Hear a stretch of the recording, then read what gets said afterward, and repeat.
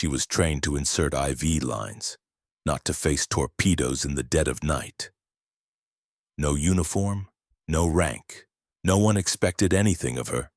But when the hospital ship USS Comfort was struck and everyone fled, she was the one who turned back, a nameless nurse on the roster, the last to leave the ship, carrying 2 lives. This isn't a story about rank. This is a story about dignity. Welcome to our channel. Before we dive deeper into this powerful story, let me know in the comments which city you're watching this video from today. And if you believe stories like this deserve to be heard, hit that subscribe button to support the channel. She was a resident nurse, not meant to sail through a war zone of torpedoes. Her name was Rebecca Alden, 26 years old. Born in Asheville, North Carolina, the youngest daughter of a carpenter's family. Her mother was a seamstress. Her father once built boats at Wilmington's harbor but never ventured more than 10 nautical miles from shore. She grew up with the scent of wood oil in the air, but chose medicine as her path. After graduating from Duke University's nursing program, Rebecca landed a job at Oakland Naval Hospital in California, a cold, disciplined place steeped in the wounds of war. In early April 1945, she received sudden orders. No one asked for her opinion. They just said, 3 weeks, post-war nursing support. The hospital ship USS Comfort needs hands. She nodded, packed her things, bringing a notebook, 3 pens, and a crisp white blouse. They didn't issue her a uniform. She wasn't part of the Navy's roster. She wasn't trained for sea emergencies, no survival course, no command authority. On paper, she was a temporary medical team member, allowed to observe, assist with minor first aid, and take notes. On the duty roster, her title was simply Lt. Temp, Assist, Med, Oakland, non-permanent, her first day on the ship. The Pacific wind slapped her face like a wordless warning. The USS Comfort stretched over 300 feet, its hull painted white with a Red Cross emblem. A humanitarian ship, unarmed. Under the Geneva Convention, it was untouchable. But war never truly keeps its promises. Rebecca boarded with cautious glances from the officers. They weren't used to temps.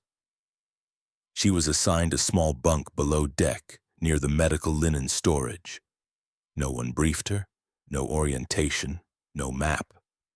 When she asked about the location of the emergency exits, an old sailor just chuckled and said, "You're here to write charts, not fight the ocean?" She heard him and gave a small smile, then quietly found the staircase to the upper deck. That first night, she stood alone under the sky. The sea was black as velvet, still without a ripple. On the distant horizon, lightning flickered. No one spoke to her. They were busy, or they didn't think she needed to know. The ship carried dozens of doctors, nurses, and technicians. Each knew their place, their duties, and their authority. But her, no one made it clear. She charted patient records, checked blood pressure, handed out pain meds, and cleaned wounds. She worked silently, carefully. No complaints, no stepping on toes. Sometimes, she caught faint laughter from the corridors as she passed. The passenger in the white blouse, they called her. But she didn't mind, instead of retreating to her bunk each night. Rebecca climbed to the top deck. The wind there was fierce, salty, and cold, but she loved it. She'd sit on the metal floor, open her notebook, and sketch the ship's layout from memory. Each time she passed a new hallway, she noted the turns, the doors, and the slope of the stairs. No one told her to do it, but she hated feeling blind in a world that could catch fire at any moment. Once, passing the engine room, she asked a corporal how to open the backup drainage valve in the lower compartments. He raised an eyebrow, hesitated, then pointed to the control panel. "Don't worry," he said, half joking. "You won't need to know this. If the ship goes down, you'll be on the first lifeboat." She nodded, didn't argue. But that night, she spent 3 hours studying how to manually open the valve if the power failed. No one knew because no one asked. Rebecca wasn't a hero. She wasn't chasing glory. She just couldn't stand the feeling of standing still when everything around her could collapse at any moment. On the USS Comfort, Rebecca had no clear role. She wasn't a soldier, not on the active duty roster. No authority to give orders. To many, she was just a nurse filling a quota, a landlubber in a pristine white blouse. No unit insignia. She wasn't invited to critical medical coordination meetings. When she asked, the coordinator brushed her off. "Not necessary. You're just here for first aid." At first, she nodded, but she didn't push back. But after a few weeks, she understood she wasn't part of this machine. She was an outsider, a loose screw in a smoothly running engine that had been humming long before she arrived. Every morning, Rebecca walked the corridors, checking patients' vital signs. She learned to move lightly, quietly, so as not to disrupt others' work. They didn't need her, but she was there. She was assigned to hand out pain meds, take blood pressure, and adjust IV drips, tasks no one wanted or had time for. Once, she offered to help with an emergency bleeding case in the operating room. The attending medic frowned and told her to fetch more gauze and stand by, stand, and watch. She understood the unspoken truth despite her temporary lieutenant rank. To them, she was still surplus.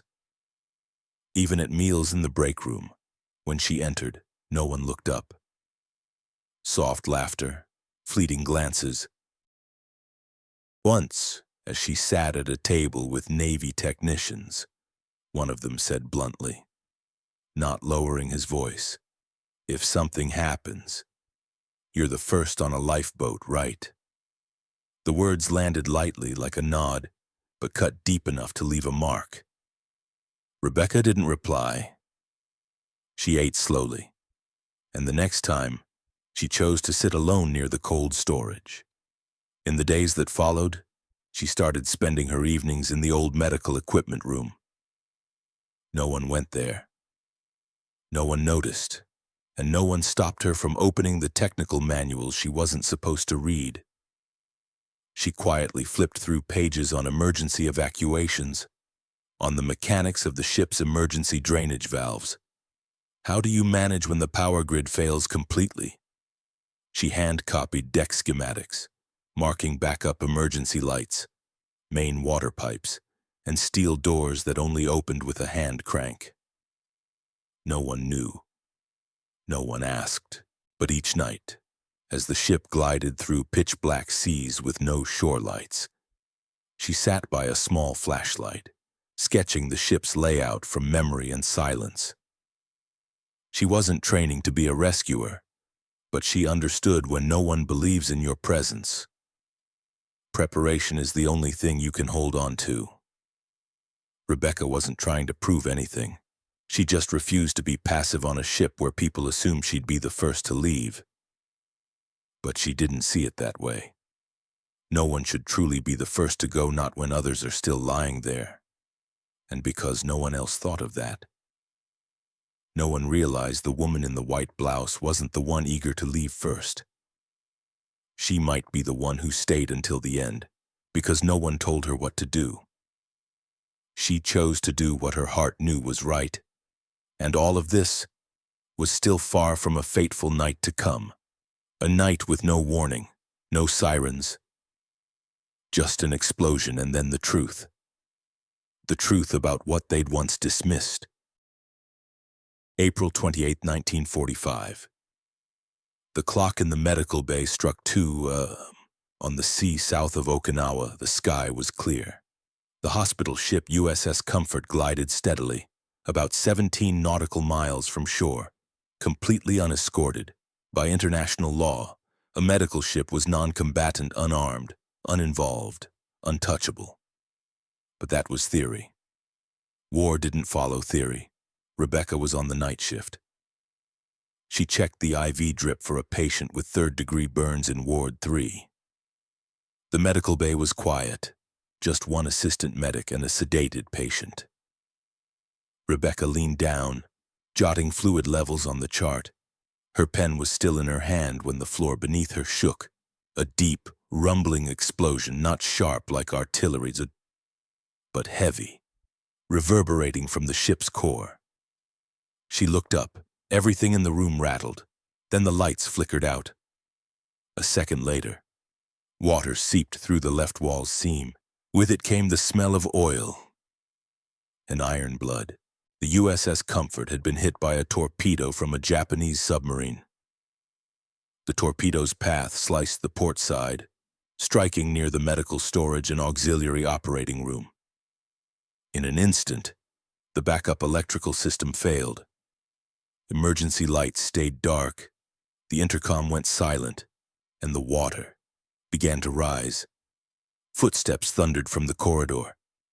Rebecca opened the door and saw medics and sailors sprinting toward lifeboats. Some shouted, some panicked, some stumbled. No one explained what was happening. She rushed to the emergency command room, but the hatch was sealed. The internal comms were dead. Smoke started rising from the engineering deck below. And somewhere, a voice called out, a man's voice, hoarse, pleading, Ward 7. Rebecca turned and ran back, wading through ankle-deep water in the corridor. She shouted. No one answered. No officers, no shift leader, no orders. All she knew was someone was trapped, and she was the only one left in this section. She yanked open a medical cabinet, grabbing a flashlight, a mask, and the deck map she'd hand-drawn. Her eyes scanned the turns, recalling the backup water valve and the steel door with a manual crank. Step by step, she pushed through water reeking of antiseptic, smoke, and sweat. At Ward 7, the door was jammed, only partially open. She squeezed through the gap and saw them. Two soldiers, one with his leg pinned under a toppled medical cabinet, the other bleeding heavily from a deep gash in his hip. Both alive. Both are unable to move. Rebecca knelt, working to free the iron bar trapping the soldier's leg. Her hands were wet, cold, but steady. She didn't think she acted. She knew if she delayed, the ward would flood in less than 10 minutes.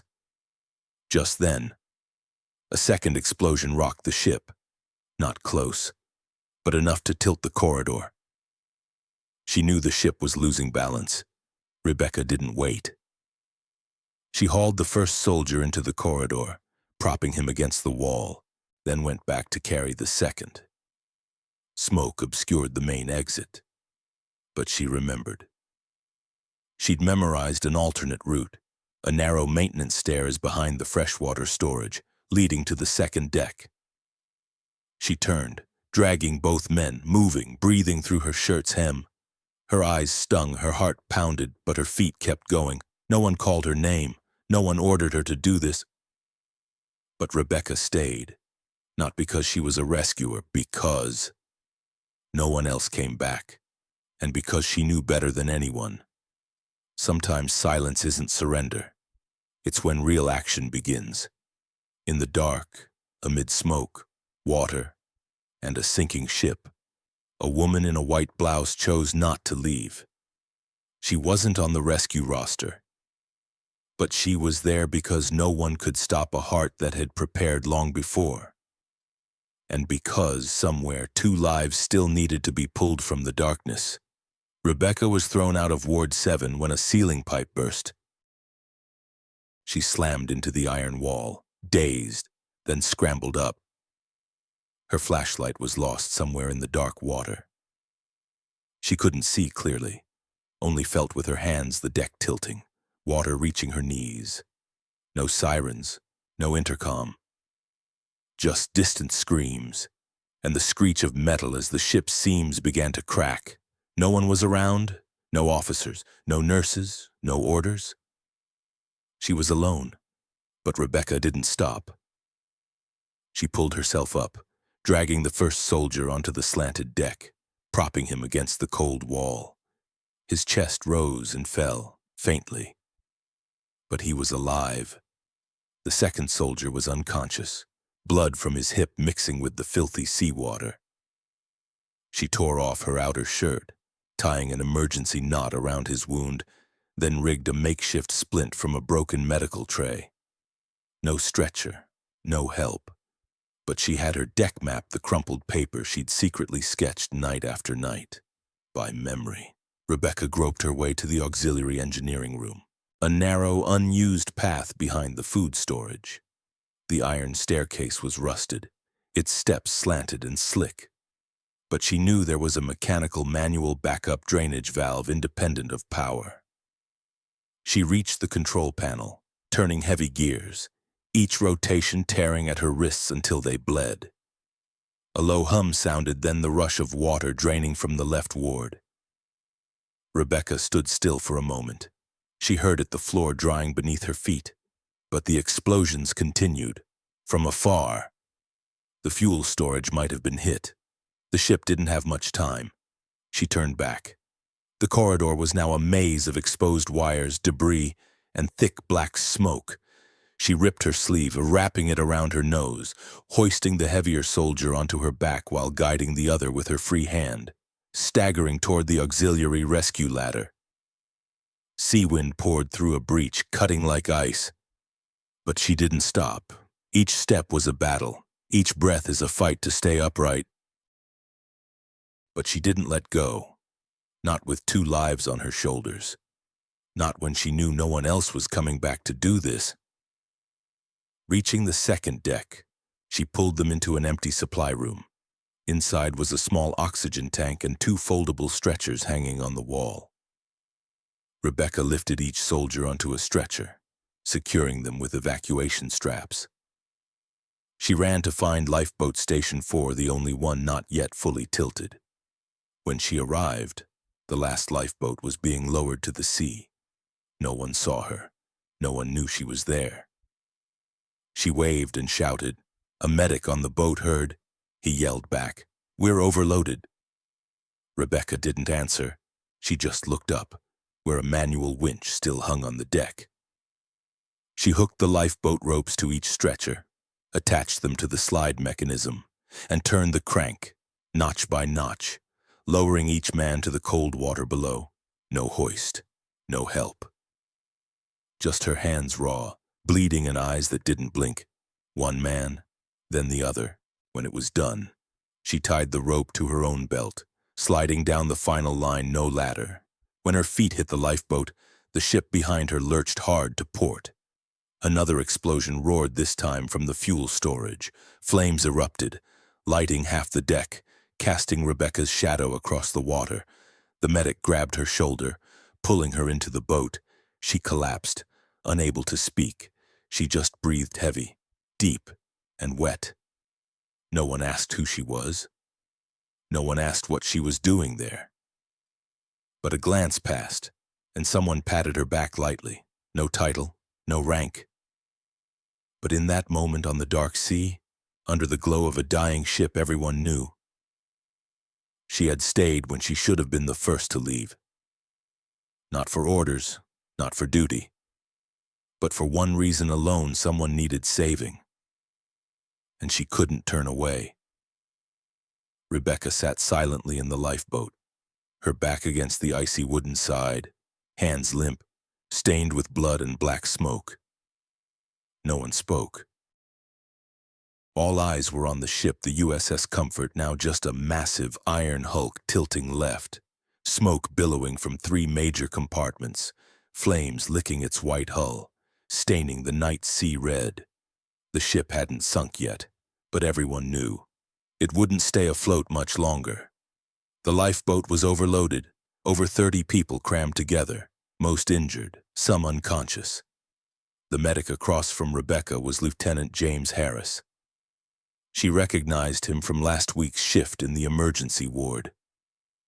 Now, his face was pale from blood loss, his forehead wrapped in a makeshift bandage. He looked at her for a moment, then whispered, "They said you were below deck.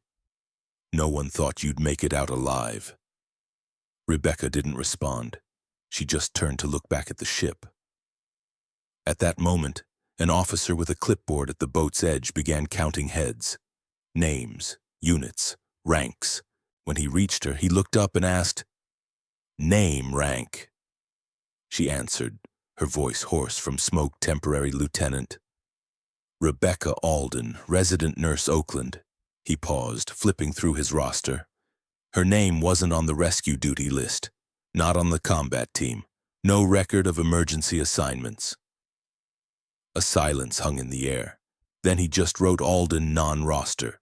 No one asked more, because, as the ship still burned, paperwork meant little. A screech echoed from the ship's hull. A massive iron plate tore free from the water storage, crashing into the sea, rocking the lifeboat.